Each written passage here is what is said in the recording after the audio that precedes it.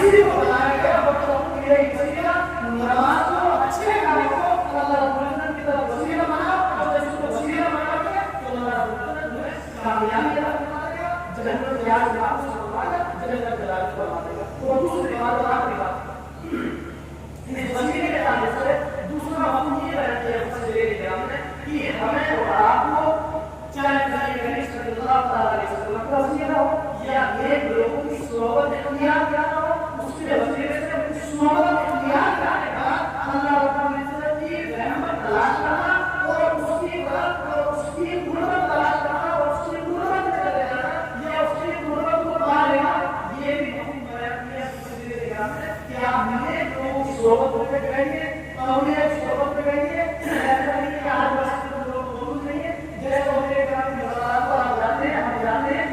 اس کی جاتے ہیں کہ جیسے انہوں نے اللہ رب العزت کا محاصر کیا اللہ تعالیٰ کے وسیلے سے ہمیں اللہ کو حاصل کرا اور اللہ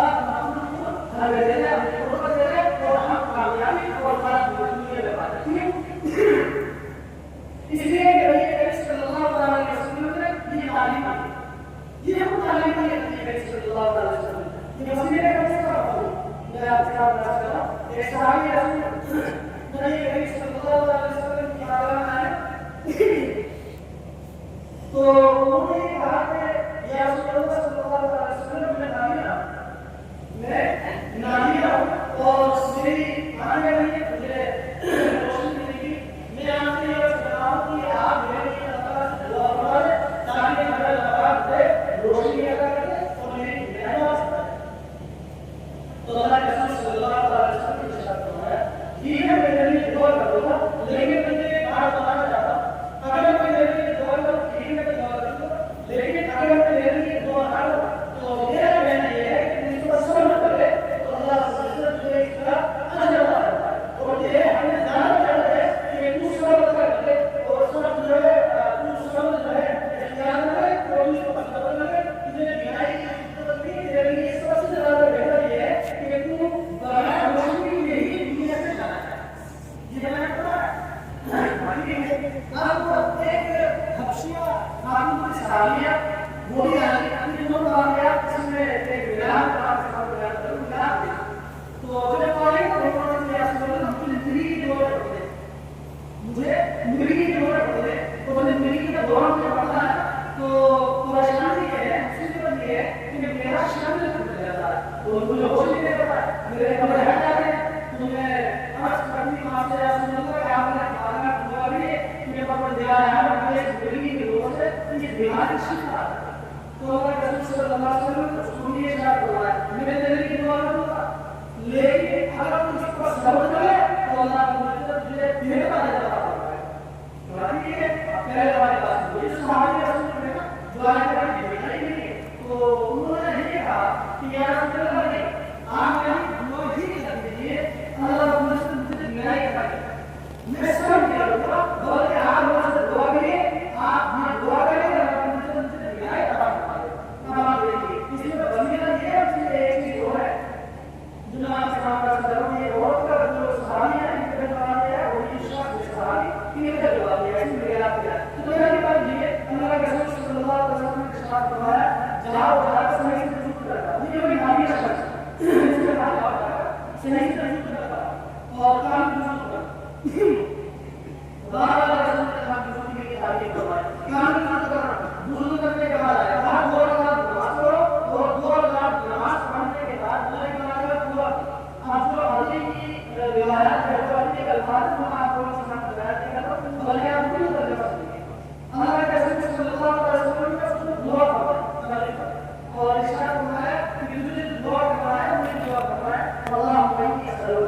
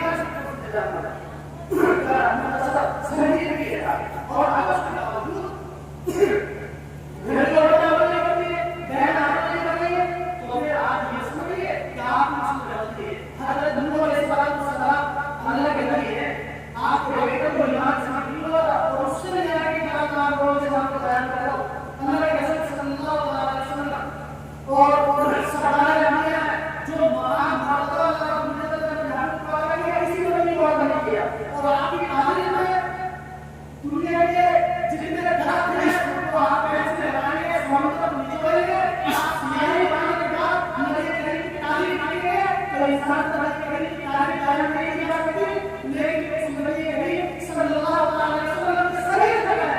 हम बता दें ईमान लिया, ईमान की दौलत नहीं, इन्हें लड़नी नहीं, लड़नी तो नबी करीम सल्लल्लाहु अलैहि वसल्लम ने हमेशा की थी, लेकिन ईमान की दौलत नहीं। तो आप यहाँ कहते हैं आप लोगों को लड़नी करते, बच्चियों को लड़नी बनाते, ये हम ये कहते हैं हमारी सही के लोग हम दौलत नहीं करते, आज आप ये लड़नी करते, आने वाले लोगों को कह देंगे आज हम दौलत मारने वाली मेहनत करते हैं, आज हम मारने हम तुम्हारे लड़नी करते नहीं होगा। ये मेरे इमाम हमारे सैकड़ों होते, पहले जो मेरे को करनी नहीं होगा आप शैतान की तरह होगा। इससे आगे हम नहीं देखा है, जब तक जिंदा है